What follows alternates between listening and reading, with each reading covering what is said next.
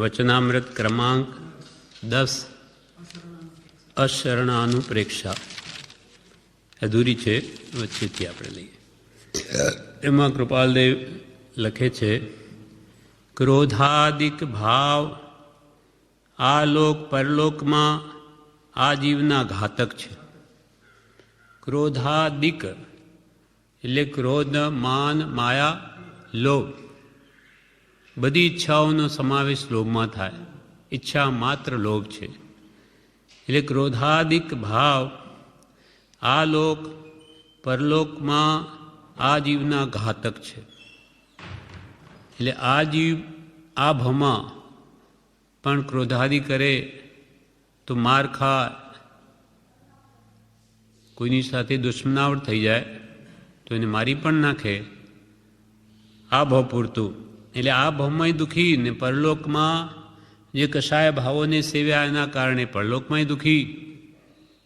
એટલે ક્રોધાદિક ભાવ જો અનંતાનવંદી કશાય અને રૌદ્ર ધ્યાન જો ક્રોધાદિ વડે થઈ જાય તો નરગતિમાં ચાલે છે. ત્યાં હજારો, લાખો, કરોડો, અસંખ્યાત વર્ષો સુધી એ દુઃખ ભોગવે છે. એટલે ક્રોધાદિક ભાવ આ લોકમાં પરલોકમાં આ જીવના ઘાતક છે. જ્યારે આ જીવને કશાયની મંદતા આ લોકમાં હજારો વિઘ્નની નાશ કરનારી પરમ શરણરૂપ છે. એથી વિપરીત ક્રોધનો વિપરીત ક્ષમા, માનનો વિપરીત વિનય, એને જીતવાના ગુણો, માયાની વિપરીત સરળતા, લોભનો વિપરીત સંતોષ ભાવ, આ ગુણો જો જીવમાં આવે એટલે કે કશાયો મંદ થાય તો આ લોકમાં પણ હજારો વિઘ્નની નાશ કરનારી તે પરમ શરણરૂપ છે. આ ભૌમય એને રક્ષા કરે, ક્ષમા ભાવ રાખે. આ ભૌમય કોઈ માર ન ખાય, દુઃખ ન પામે. અને આવા આત્માનો જ જે સ્વભાવ છે એવા ક્ષમા આદિ 10 લક્ષણરૂપ ધર્મ તેને સેવે તો એ ભવો ભાવમાં સુખી થાય, ભવમાં દુઃખ ન પામે. એટલે એને આ કશાયની મંદતા સર્વભૌમ શરણરૂપ છે. આ જીવને કશાયની મંદતા આ લોકમાં હજારો વિઘ્નની નાશ કરનાર, હજારો વિઘ્નોને ટાળે એવી કશાયની મંદતા છે. એટલે કૃપાલ કશાયની ઉપશાંતતા માત્ર મોક્ષ અભિલાષ ભવે ખેદ પ્રાણી દયા ત્યાં આત્માર્થ નિવાસ, કે ભવે ખેદ અંતર દયા તે કહીએ જિજ્ઞાસ. એટલે કશાય ઘટે એટલું કલ્યાણ. તો તમે કશાયની મંદતા કરો તો આ ભૌમોય તમે હજારો વિઘ્નોથી બચો અને પરભૌમમાં પણ તમને શરણરૂપ થાય.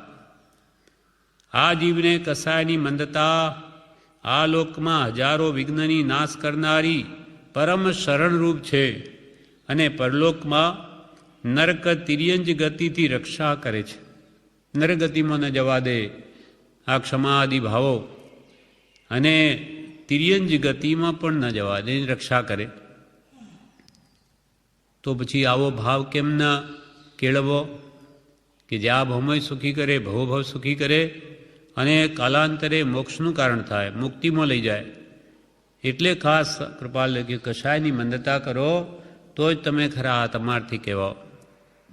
અને સદગુરુ ભગવંતે જે ઉપદેશ આપ્યો તે પણ કશાયો મંદ થશે તો જ પરિણમે, નહીં તો ન પરિણમે. કશાયની માત ભવે ખેદ અંતર દયા, ત્યારે અંતર આત્માની દયા જાગશે અને તે કહીએ જિજ્ઞાસ, તે ખરો જિજ્ઞાસુ. તે જિજ્ઞાસુ જીવને થાય સદગુરુ બોધ તો પામે સમકીતને વર્તે અંતરશોધ. તો એવી અદ્ભુત વસ્તુ ક્ષમા એ જ મોક્ષનો ભવ્ય દરવાજો છે. ક્ષમા વીરસ્ય ભૂષણમ, ક્ષમા એ ઘણો મોટો ગુણ છે. ક્રોધ તો જગતમાં બધા જ કરે, અજ્ઞાની જીવો, પણ જે ક્ષમા રાખે તે મોટો. હા, તે શૂરવીર ખરો, ખરો શૂરવીરે. કેમ કે ક્ષમા રાખવી સહેલી નથી. જે પરમાર્થને કંઈક સમજ્યો હોય તે કે મારો આત્મા કર્મ બાંધીને દુર્ગતિમાં રઝળશે, માટે મારે તો ખમવું જ, સહન જ કરવું. એટલે વ્યવહારમાં કહેવાય ગમ ખાય તે મોટો, એટલે કમ ખાઓ ઓર ગમ ખાઓ. કમ ખાવાથી શરીર સારું રહે અને ગમ ખાવાથી મન સારું રહે. નહીં તો પછી ક્રોધ સામો કરે, આપણે કરીએ તો ક્લેશથી ક્લેશ વધ્યા કરે, પછી વૈરભાવનું રૂપ પકડી લે તો પછી એને અશાંતિ જ રહ્યા કરે. એટલે ગમ ખાય તો મન સારું રહે અને કમ ખાય તો શરીર સારું રહે. એટલે આ ક્ષમા આદિ ભાવો આ લોકમાં પણ એને શરણરૂપ થાય અને પરલોકમાં નરક તિર્યંજ ગતિથી રક્ષા કરે. મંદ કસાઈનું દેવલોકમાં તથા ઉત્તમ મનુષ્ય જાતિમાં ઉપજવું થાય. બળી કૃપા મંદ કસાય રાખો તો તમે અહીંયાથી મરીને દેવલોકમાં જાઓ અને પાછા જન્મો ત્યાંથી તે મનુષ્ય જન્મ લ્યો, નરક તિર્યંજ ગતિમાં ન જાઓ. હા, એટલે મંદ કસાઈનો દેવલોકમાં તથા ઉત્તમ મનુષ્ય જાતિમાં ઉપજવું થાય છે. જો પૂર્વ કર્મના ઉદયમાં આર્ત રૌદ્ર પરિણામ કરશો તો ઉદીર્ણાને પ્રાપ્ત થયા તે રોકવા કોઈ સમર્થ નથી. પૂર્વ કર્મના ઉદય તો બધાને આવે, પણ એમાં તમે આર્ત ધ્યાન, રૌદ્ર ધ્યાન એવા ભાવો કરશો તો જે કર્મ ઉદીર્ણાને આવ્યા, ઉદીર્ણા થઈ, એને તો કોઈ રોકવા સમર્થ નથી. ભોગવવા તો પડશે જ. તમે પછી આર્ત ધ્યાને ભોગવો કે રૌદ્ર ધ્યાને ભોગવવા તો પડશે જ. કેવળ દુર્ગતિના કારણ નવા કર્મ વધારે વધશે, આ લાભ થશે. તમે આર્ત રૌદ્ર ધ્યાન વડે જો ઉદયમાં આવેલા કર્મોને ભોગવશો તો કેવળ દુર્ગતિના કારણ નવા કર્મ વધારે વધશે. કર્મનો ઉદય આવવા માટેના જોઈતા બાહ્ય નિમિત્તો ક્ષેત્ર, કાળ, ભાવ મળ્યા પછી તે કર્મનો ઉદય ઇન્દ્ર, જિનેન્દ્ર, મણિ, મંત્ર, ઔષધાદિ કોઈ પણ રોકવા સમર્થ નથી. કર્મનો ઉદય આવવા માટેના જોઈતા બાહ્ય નિમિત્તો ક્ષેત્ર, કાળ, ભાવ મળી ગયા અને કર્મનો ઉદય થઈ ગયો તો કે ઇન્દ્ર હોય કે ચંદ્ર હોય કે જિનેન્દ્ર હોય કે મણિ, મંત્ર, તંત્ર, ઔષધાદિ કોઈ પણ એ કર્મના ઉદયને રોકી શકે નહીં. રોગના ઇલાજ તો ઔષધાદિક જગતમાં દેખીએ છીએ. રોગના તો ઇલાજ થાય કે ઔષધ લઈને, પરંતુ પ્રબળ કર્મના ઉદયને રોકવાને ઔષધાદિક સમર્થ નથી. પરંતુ પ્રબળ કર્મ, તીવ્ર કર્મનો ઉદય આવી ગયો તો એને રોકવાને તો ઔષધાદિક પણ સમર્થ નથી. ઉલટા તે વિપરીત થઈ પરિણમે છે. ઉલટા ઔષધો એને રોગને વધારી દે. પાપનો ઉદય તીવ્ર હોય તો વિપરીત પરિણમે. ઉલટા તે વિપરીત થઈ પરિણમે છે. આ જીવને અશાતા વેદનીય કર્મનો ઉદય પ્રબળ થાય ત્યારે ઔષધાદિક વિપરીત થઈ પરિણમે છે. અશાતા વેદનીયનો ઉદય પ્રબળ થાય તો વિપરીત રૂપે પરિણમે. અશાતાનો મંદ ઉદય હોય અથવા ઉપશમ હોય ત્યારે ઔષધાદિક ઉપકાર કરે છે. મંદ ઉદય હોય તો કે છે આ ઔષધાદિક કંઈક ઉપકાર ભૂત થાય. કારણ કે મંદ ઉદયને રોકવાને સમર્થ તો અલ્પ શક્તિવાળા પણ થાય છે, પણ પ્રબળ બળવાળાને અલ્પ શક્તિ ધારક રોકવાને સમર્થ નથી. અલ્પ શક્તિવાળોને તો કોઈ પણ રોકી શકે, શક્તિવાળો, પણ બળવાન હોય તો એને અલ્પ શક્તિવાળો રોકી શકે નહીં. તેમ તીવ્ર કર્મના ઉદયને કોઈને રોકી શકે. આ પંચમ કાળમાં અલ્પ માત્ર બાહ્ય દ્રવ્ય ક્ષેત્રાદિક સામગ્રી છે. આ ભયંકર ઊંડા અવસરપણી પંચમ કાળ વર્તી રહ્યો છે. તેમાં અલ્પ માત્ર દ્રવ્ય ક્ષેત્ર આદિ સત્સંગ વગેરેની સામગ્રી છે. બહુ જ અલ્પ. જ્ઞાની પુરુષો ક્યાંય જોગ નથી, પ્રત્યક્ષ હાજરી નથી. આ પંચમ કાલમાં અલ્પ પણ બાહ્ય દ્રવ્ય ક્ષેત્રાદિક સામગ્રી છે. અલ્પ માત્ર બાહ્ય દ્રવ્ય ક્ષેત્રાદિક સામગ્રી છે. અલ્પ માત્ર જ્ઞાનાદિક છે. જ્ઞાન વગેરે આત્માર્થને પોષક એવા જ્ઞાન પણ ક્યાં રહ્યા? ને એવા આત્માર્થની વાત કરનાર કોણ છે? આત્માને કલ્યાણરૂપ થાય એવી, આત્માની ઓળખાણ થાય એવી. અલ્પમાત્ર જ્ઞાનાદિક છે, અલ્પમાત્ર પુરુષાર્થ છે. જીવોનો પુરુષાર્થ પણ અલ્પ છે. તો કે બધા રાત દિવસ પુરુષાર્થ તો કરે છે, પણ એ અસત પુરુષાર્થ છે. ઉડતો કર્મ બંધાવે એવો પુરુષાર્થ છે. ને જો ઈચ્છો પરમાર્થ તો કરો સત્ય પુરુષાર્થ, જે વડે તમારા કર્મો તૂટે, ઓછા થાય, વધે નહીં, એવો સાચો પુરુષાર્થ કરો. તો કે એવો પુરુષાર્થ કરનારા તો આ આ કાળમાં બહુ જ ઓછા છે. અલ્પમાત્ર જીવોનો પુરુષાર્થ છે. અને અશુભનો ઉદય આવવાથી બાહ્ય સામગ્રી પ્રબળ છે. હિન્દ પુણ્ય જીવવા ભરતક્ષેત્ર ઘેરી લીધો એટલે બાહ્ય સામગ્રી અશુભનો ઉદય છે, એટલે એ પાછી પ્રબળ છે, મોહ વધે એવી. અને અશુભનો ઉદય આવવાથી બાહ્ય સામગ્રી પ્રબળ છે, તો તે અલ્પ સામગ્રી, અલ્પ પુરુષાર્થથી પ્રબળ અશાતાના ઉદયને કેમ જીતે? નાનીનો જોગ નહીં, સત્સંગનો જોગ નહીં, અને આપણા પ્રબળ અશાતા કર્મનો ઉદય અથવા અશુભ કર્મનો ઉદય, એટલે આપણે પરમાર્થમાં રુચિ વગેરે નહીં, તો એવા અને એનો પુરુષાર્થ પણ તે કારણે ઓછો, તો પછી અશાતાના ઉદયને તે કેમ જીતે? મોટી નદીઓનો પ્રવાહ પ્રબળ મોજા ઉછાળતો ચાલ્યો આવતો હોય, તેમાં તરવાની કળામાં સમર્થ પુરુષ પણ તરી નથી શકતો. પ્રબળ વેગ હોય, નદીમાં પૂર આવેલું હોય તો ઘણો મોટો તરવાયો હોય, પણ એની સામે પૂરે નહીં જઈ શકે. મોટી નદીઓનો પ્રવાહ પ્રબળ મોજા ઉછાળતો ચાલ્યો આવતો હોય, તેમાં તરવાની કળામાં સમર્થ પુરુષ પણ તરી નથી શકતો. નદીના પ્રવાહનો વેગ મંદ થતો જાય ત્યારે તરવાની વિદ્યા જાણનાર તરી પાર ઉતરી જાય છે. હા, વેગ મંદ થાય તો કે તરવૈયો એમાંથી પાર ઉતરી શકે. તેવી રીતે પ્રબળ કર્મના ઉદયમાં પોતાને અશરણ જાણો. પ્રબળ કર્મનો ઉદય થશે ત્યારે તમારી કોઈ રક્ષા નહીં કરી શકે. તેવી રીતે નદીના પ્રવાહની જેમ તીવ્ર, તેવી રીતે પ્રબળ કર્મના ઉદયમાં પોતાને અશરણ જાણો.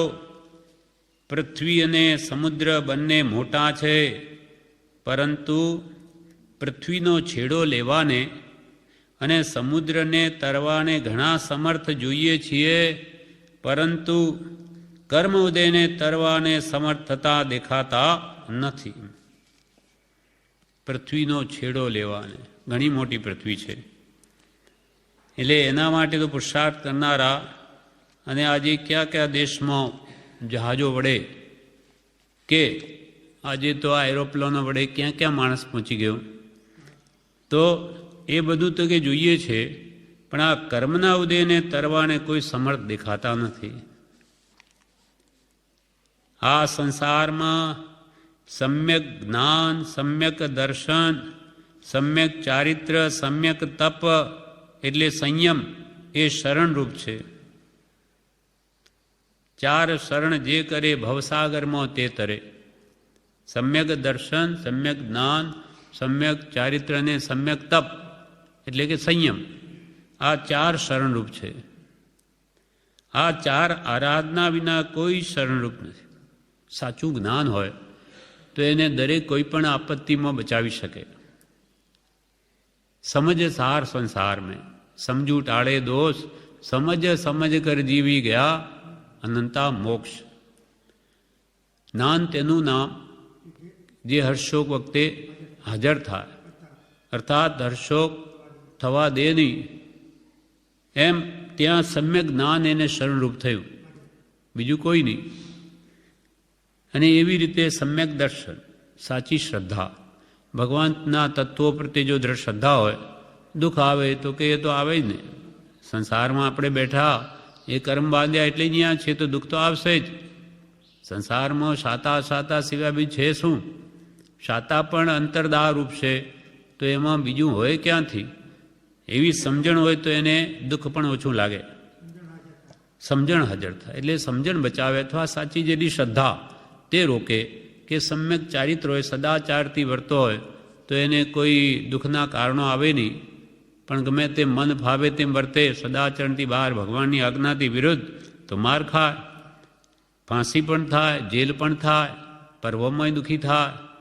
એમ એને શરણરૂપ છે તે સમ્યક જ્ઞાન, સમ્યક દર્શન, સમ્યક ચારિત્ર અને તપ, સંયમ, ઈચ્છાઓનું રોકવાપણું. આ સંસારમાં આ ચાર શરણરૂપ છે. આ ચાર આરાધના વિના કોઈ શરણ નથી.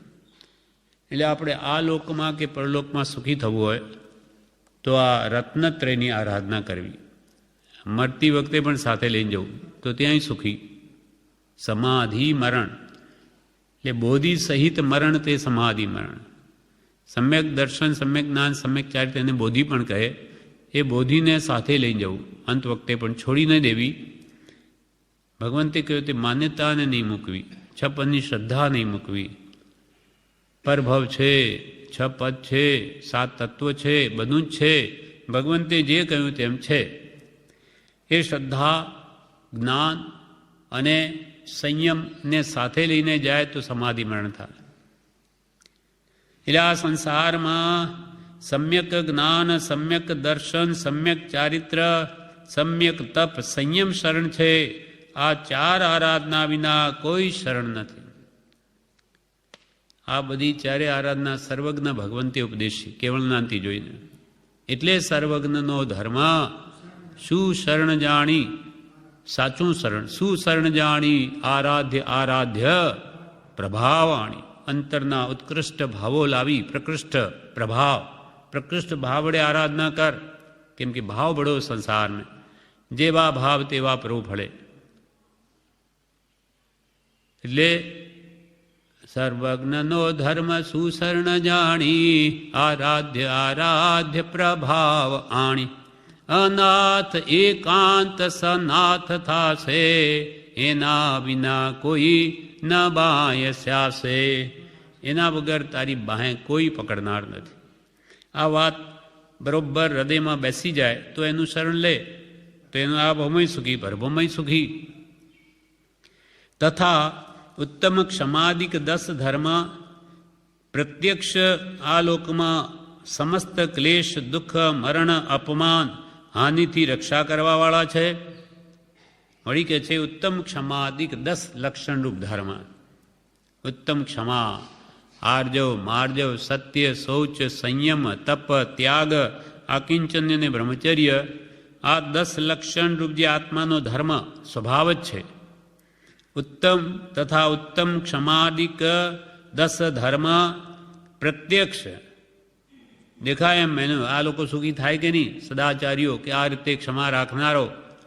તે આ લોકમાં સમસ્ત ક્લેશ, દુઃખ, મરણ, અપમાન, હાનિથી રક્ષા કરવાવાળા પ્રત્યક્ષ છે.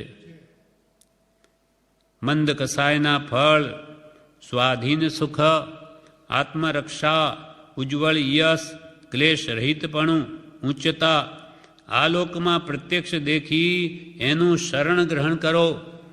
નાની પુરુષો આપણને કહે છે કે તમને આ ભાવ ભવો ભાવમાં સુખ આપે એવા મંદ કષાયના ફળ તમને સ્વાધીન સુખ આપશે. આ તમારા આત્માની રક્ષા કરશે, ઉજ્જવળ તમારો યશ ફેલાશે, ક્લેશ રહિતપણું પ્રાપ્ત, ક્લેશના કારણો દૂર થઈ જશે. અને ઉચ્ચતા, ઉચ્ચતા એટલે ગમ ખાય તે મોટો, તેમ ઉચ્ચતા આ લોકોમાં પ્રત્યક્ષ દેખી એનું શરણ ગ્રહણ કરો. એને કે અર્થાત એને કશાયોને ઘટાડો, મંદ કરો, તો તમે આત્માર્થી બનશો, જિજ્ઞાસુ બનશો સાચા, અને સમકિત પ્રાપ્તિની યોગ્યતા આવશે. અને કૃપાળે તો ચોખ્ખું કહી દીધું, કલ્યાણ શું? કશાય ઘટે તે કલ્યાણ. જહાં કશાય કી પોષણા કસાય શાસન સોય. વીતરાગ શાસન વિશે વીતરાગતા હોય, જો ધર્મના સ્થાનોમાં કશાય ભાવોને પોષણ હોય તો વિતરાગનું શાસન નહીં, એ કશાયનું શાસન છે. વીતરાગ શાસન વિશે તો વિતરાગતા હોય, અને જ્યાં કશાયની પોષણા, માનો કે આપણે અહીંયા છીએ ધર્મસ્થાનમાં, અહીંયા આપણે એકબીજાથી ઝઘડા ટંટા બધા ક્લેશ કજિયા કે આવા કશાય ભાવો જ કરતા હોઈએ, ક્રોધમાન માયાલોભને જ પોષતા હોઈએ, તો પછી આ તમારા માટે કે આ વિતરાગનું શાસન નથી, તમે એને કશાયનું શાસન બનાવી દીધું. એટલે તમે અહીંયા છૂટો નહીં, પણ વધારે કર્મ બાંધો.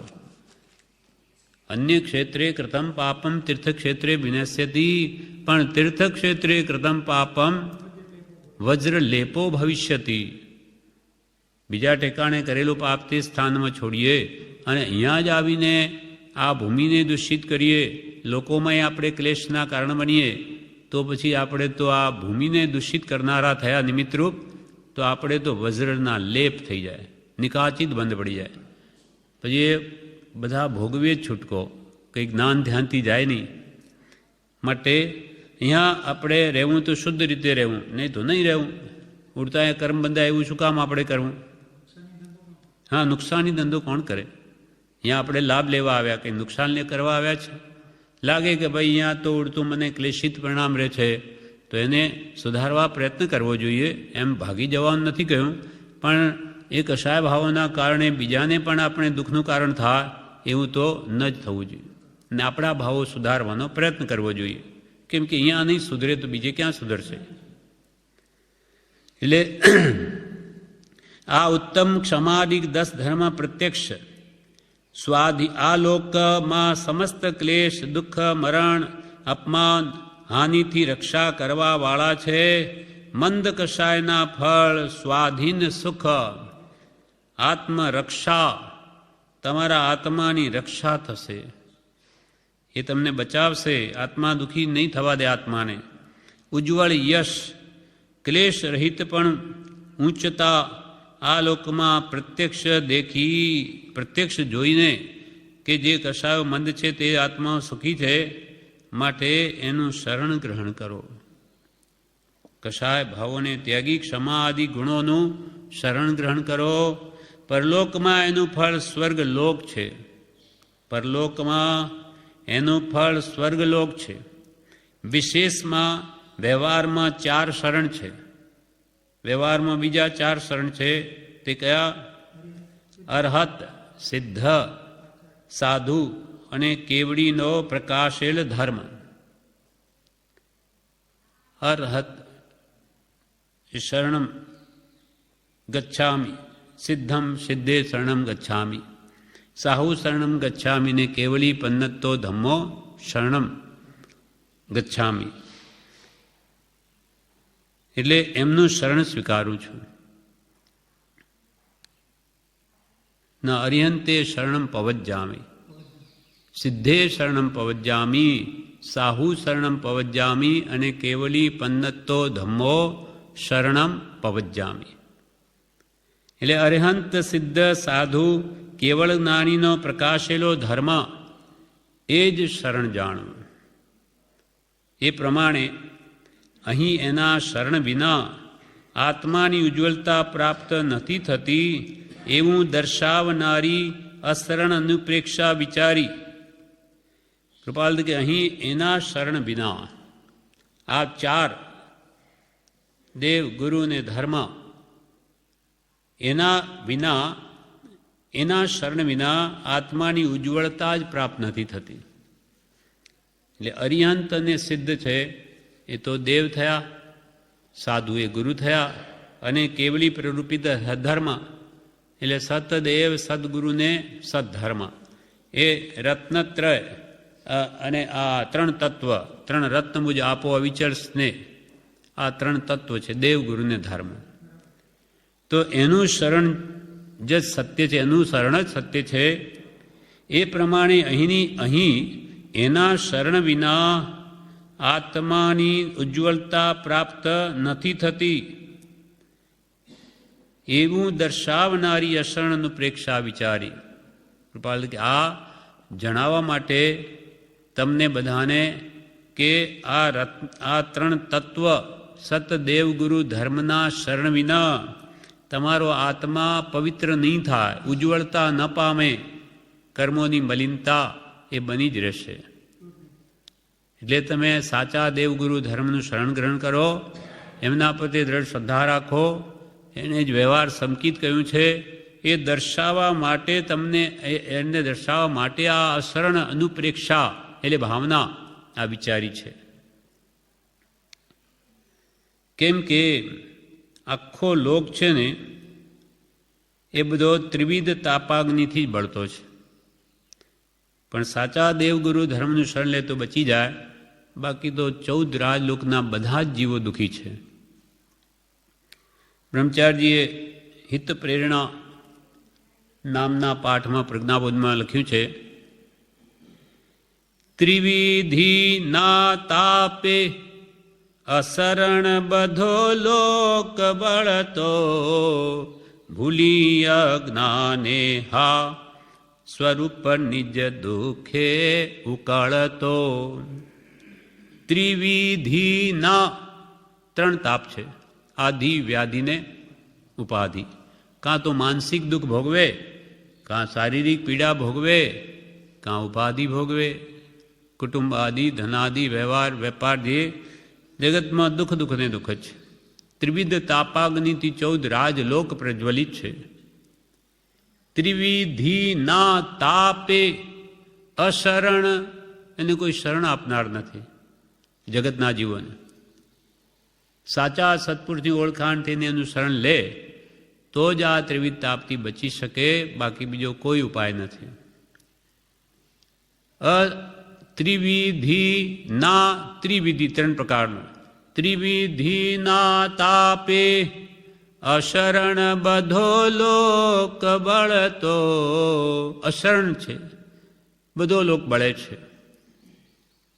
આપણે બળીએ છીએ. આપણે જાણે બીજો બળે, આપણે નથી બળતા. આપણે અંતરમાં કોઈ ઈચ્છાઓનું દુઃખ હોય, માનસિક દુઃખ હોય, શારીરિક દુઃખ હોય, કે કોઈ ઉપાધિ મોડ લીધી હોય, એનો દુઃખ હોય તો આપણે દુઃખી જ છીએ. 14 રાજલોકમાં આપણે કંઈ બહાર નથી, આપણે એમ જ છે. હવે આપણે દુઃખી છે કે નહીં? કૃપાલે કહ્યું કે તારો અંત આ દેહ, આ અંતરમાં રહેલ, આ શરીરમાં રહેલો આત્મા તે દેહથી ભિન્ન છે. તે સુખી છે કે દુઃખી એ સંભાળી લે, દુઃખ લાગશે જ. દુઃખના કારણો પણ તને દૃષ્ટિગોચર થશે. કદાચ ન થાય તો મારા કોઈ ભાગને વાંચી જા, તો કે તને ખબર પડી જશે. 84માં પત્રમાં કૃપાલે લખ્યું. એટલે તું તારી જાતને સુખી માનતો હોય તો આ તો બાહ્ય શાતા છે, એ કેટલા દિવસની, પણ ક્ષણમાં બધી બીજી ઈચ્છાઓ અનેક પીડાઓ ઊભી થાય અંતરમાં. કંઈ પણ આ સંસારનું કારણ છે, બાકી આત્માના સ્વભાવમાં દુઃખ છે જ નહીં. એ તો અવ્યાબાદ સ્વરૂપ છે. સ્વયં જ્યોતિ સુખધામ તેમ અવ્યાબાદ, બાધા પીડા રહી તેનું સ્વરૂપ છે. તો જે કંઈ પણ બાધા પીડા છે એ આ સંસારના કારણે છે, મોહના કારણે છે. અને એથી મોહનીય કર્મ આપણે છે, એટલે આપણે બધા ત્રિવિધ તાપાગ્નિથી દુઃખી જ છીએ. આ તો સાચું. આત્માનું સુખ જાણ્યું નથી, એટલે ક્યાંથી પેલો સમજી શકે કે આ દુઃખ, એટલે એને સુખ માની લીધું. ઇન્દ્રિયોનું સુખ એને સુખ માની લીધું. કેમ કે એથી જે આત્માનું જે ખરું સુખ છે એ તો એના ધ્યાનમાં જ નથી. ત્રિવિધિના તાપે અશરણ બધો લોક બળતો, ભૂલી અજ્ઞાને હા, ભૂલી અજ્ઞાને હા સ્વરૂપ નિજ દુઃખે ઉકળતો. શું ભૂલી? સ્વરૂપ નિજ, નિજ આત્મ સ્વરૂપને ભૂલીને અજ્ઞાનતાવશ પોતે કોણ છે એનું ભૂલી ગયો, એને લઈને દુઃખમાં ઉકળે છે. જ્યારે પોતાના સ્વરૂપનું ભાન થાય કે હું તો અનંત જ્ઞાન દર્શન સુખવીરીનો સ્વામી છું, શુદ્ધ બુદ્ધ ચેતન ઘન, અથવા અજર અમર વિનાશી જ્ઞાન દર્શન ચારિત્રથી યુક્ત અનંત જ્ઞાન દર્શન સુખવીરીનો સ્વામી, આ દેહથી ભિન્ન અનંત શક્તિમાન, એ બધા ભાવો એને સમજાય તો પછી એ દુઃખ શા માટે પામે?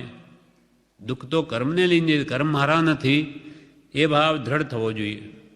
એ નથી થતો, ત્યાં સુધી આ અજ્ઞાનવશ અજ્ઞાની જીવ સ્વરૂપ નિજ ભૂલી દુઃખે ઉકળતો. તમારી વાણીને શરણ વીણ નાતા પટળતો, તથાપી ના શોધે શરણ તુજ એખે દરળતો. તમારી વાણી ને શરણ વીણ ના તાપ ટળતો. આ ત્રિવિધ તાપાગ્નિને હરવાનો પાય વાણી તુજ વાણી. હે ભગવાન, તમારા વચનામૃત એ મારી આ બળતરાને દૂર કરી શકે અને એ જ મને શરણ આપી શકે. બીજો તો કોઈ મારી રક્ષા કરનાર નથી. એટલે તમારી વાણીને શરણ વિન ના તાપ ટળતો, તથાપી તો પણ ના શોધે, તો પણ આ જીવ શોધતો નથી. શું? શરણ તુજ, તમારું શરણ આ જીવ નથી શોધતો. એ ખેદ રળતો. એ ખેદ દુઃખ આપે એવો છે કે તમારી વાણીને શરણથી આ અનંત કાળનો દુઃખ ત્રિવિધ તાપાગ્નિનો નાશ પામી શકે છે, તો પણ આ જીવ તમારું શરણ નથી રહેતો, તમારી વાણીને નથી સાંભળતો કે વિચારતો. એ મોટું દુઃખ છે. એ ખેદ દુઃખ આપે છે. તમારી વાણીને શરણ વીણ નાતા પટળતો, તથાપી ના શોધે શરણ તુજ એખે દરળતો. હિત પ્રેરણા, હિત તમારું સામા છે એવી પ્રેરણામાં આપી કે તમે અશરણ એવા સંસારમાં, અનિત્ય અશરણ ને અસાર એવા સંસારમાં તમારો બધો વખત ગાળો છો. જ્યારે તમને શરણરૂપ થાય એવી વસ્તુ આ જગતમાં છે, તો તેનું શરણ તમે કેમ લેતા નથી? આ પ્રમાણે એ શરણ તમે લો, એ વાસ્તવિકતા સમજાવવા માટે આ અશરણ ભાવના અહીંયા વિચારી કૃપાલે કે એને પૂરી કરી. એટલે પહેલી અનિત્ય ભાવના, આ સંસારમાં બધું અનિત્ય નાશવંત. પછી બીજું અશરણ, આ સંસારમાં કોઈ શરણરૂપ નથી, કોઈ રક્ષા કરે એવું નથી. એક વાણી, જીનવાણી, અહો શ્રી સત્પુરુષ કે વચનામૃતમ જગહિત કર્મ. એ વચનામૃત જ આપણને બચાવી શકે. કેમ કે એ વિના સમ્યક બુદ્ધિ, સમ્યક જ્ઞાન કોણ આપે?